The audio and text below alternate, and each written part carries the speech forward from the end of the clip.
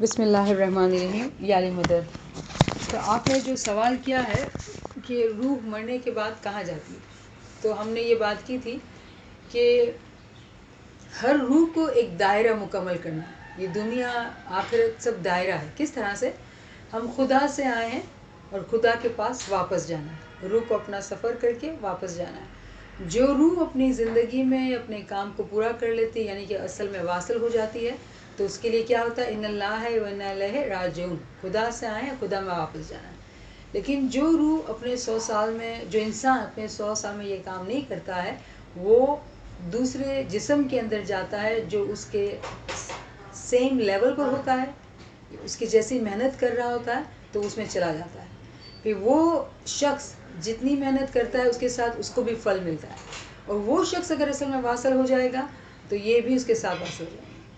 اگر دوسرا شخص جو ہے وہ بھی دوسری جماعت پاس کر کے اس کے 100 سال پورے ہو جاتے ہیں، تو وہ دونوں اب تیسری جماعت والے کے پاس چلے جائیں گے۔ اور عموماً قرآن میں ایک آیت ہے کہ جنت جو ہوتی ہے وہ شناسہ ہوتی ہے، یعنی کہ ہم جنت کو جانتے ہوتے ہیں۔ کیا مطلب ہے اس بات کا؟ اگر ہم علم میں ہیں اور اگر ہم عبادت کرتے ہیں، روحانی ترقی کو سمجھتے ہیں، ہم محنت کرتے ہیں، تو جو ہے جب ہم مرتے ہیں تو ہمیں جو ہے ہمارے جاننے والے لوگ، ہمارے علم کلاس کے لوگ، ہمارے استاد ہی ہمیں لینے آتے ہیں۔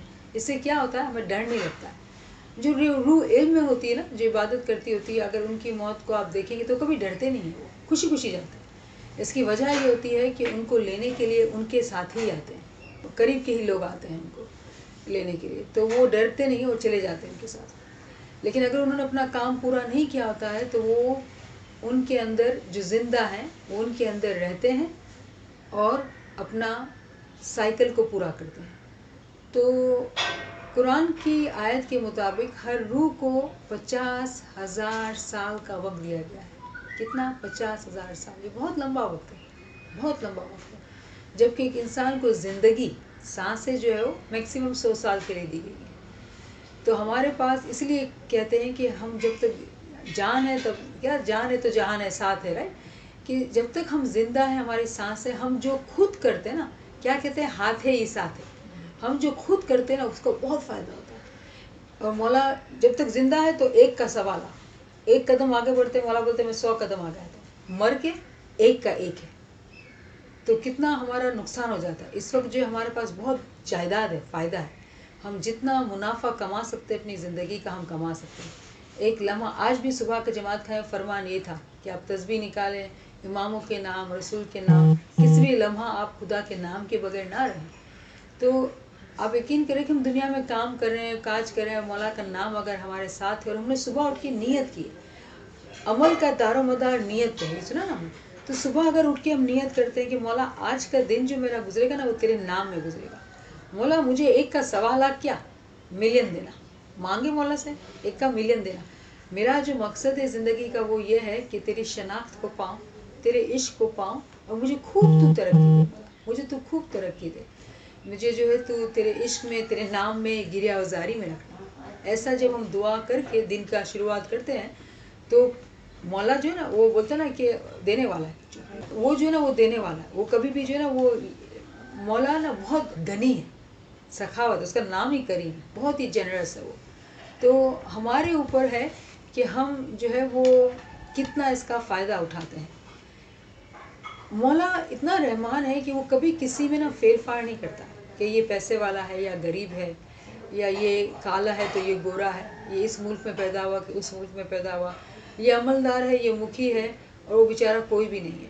مولا کوئی فرق نہیں کرتا ہے، یہاں پہ جو محنت کرے گا اس کو پائے گا۔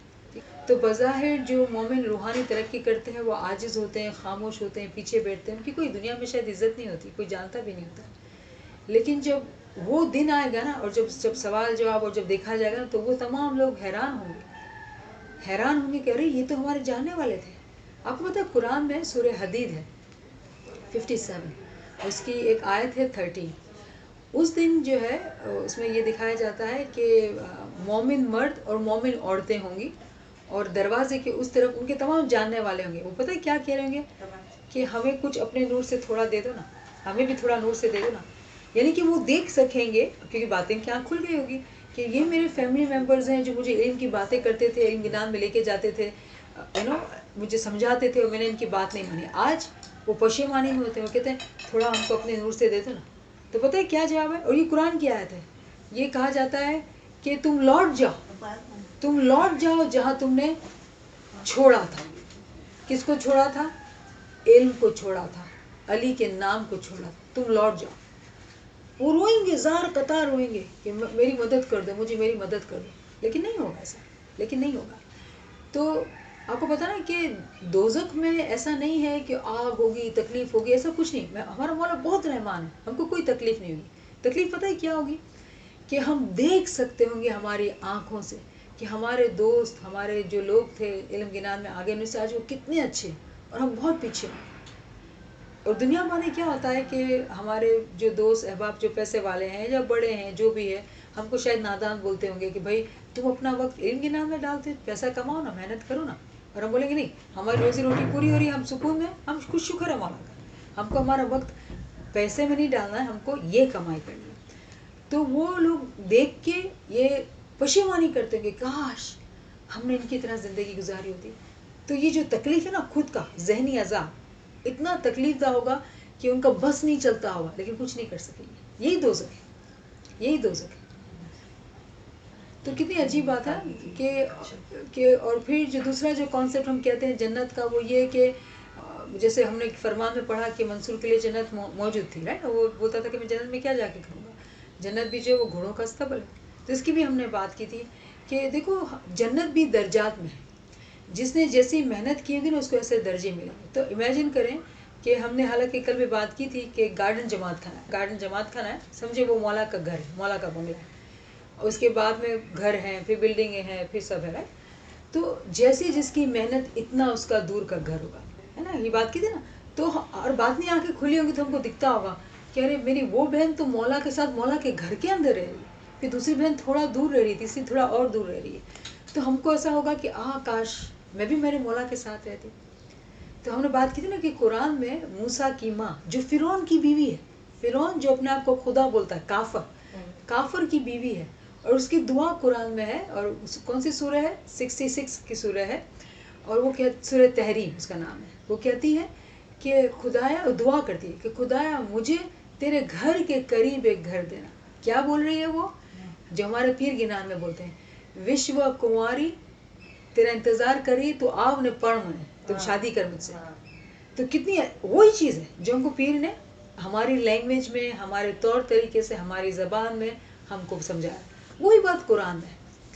تو اسٹڈی کرنے سے پتہ چلتا ہے کہ چیزیں الگ الگ نہیں ہیں، سیم ہے. ہماری سمجھ، ہم نے محنت نہیں کی تو ہم کو سمجھ نہیں آتا ہے. محنت کریں گے تو مولا سمجھ دے گا، کیونکہ اس کا کام ہے دینا. ہے کوئی مانگے، وہ فرمان میں نا کہ 12 بجے فرشتے آتے ہیں، ڈھونڈتے ہیں کہ ہے کوئی مانگنے والا کہ ہم کو دے. ارے تو کتنی عجیب بات ہے کہ ہمارے جیسا نادان کون ہوگا. وہ بولتا ہے تم لو، کوئی ہے لینے، پیسے بانٹ رہا ہے، کوئی ہے لینے والا. اور ہم جو ہے وہ ہیرے جواہرات کو چھوڑ کے دھول مٹی ٹھیکری کے پیچھے جاتے ہیں، ہے نا. تو ہماری یہ مثال ہے. لیکن اچھی بات پتہ ہے کیا ہے کہ یہ آپ کی قربانی ہے کہ آپ جماعت کھانے کے اس کے بعد کلاس میں آپ بیٹھے ہیں. اس سے آپ کے شوق کا اندازہ ہوتا ہے. آپ کو نہیں معلوم ہے کہ اس وقت ہم اس علم کلاس میں بیٹھنا، یہ ریاضت کرنا جسم کی، کسر نہیں کرنا، مولا کو اتنا پسند ہے، اتنا پسند ہے، اس کی رحمت اتنی ہوگی ہمارے پہ، وہ بہت خوش ہو رہا ہوگا، بہت خوش ہو رہا ہوگا. کیونکہ اس سے ہمارے عشق کا اس کو اندازہ ہوتا ہے، ہماری یہ قربانی گنی جاتی ہے، ہمارے جسم کی کسڑی گنی جاتی ہے. تو اس کا ثواب جو نا بہت زیادہ ہے. تو شکر الحمدللہ. بس مولا ہمیں ایسے ہی ہمت دے، علم سے ہمیشہ ہمیں کنیکٹڈ رکھے. ٹھیک ہے نا. آمین یا رب العالمین. شکر مولا، شکر مولا.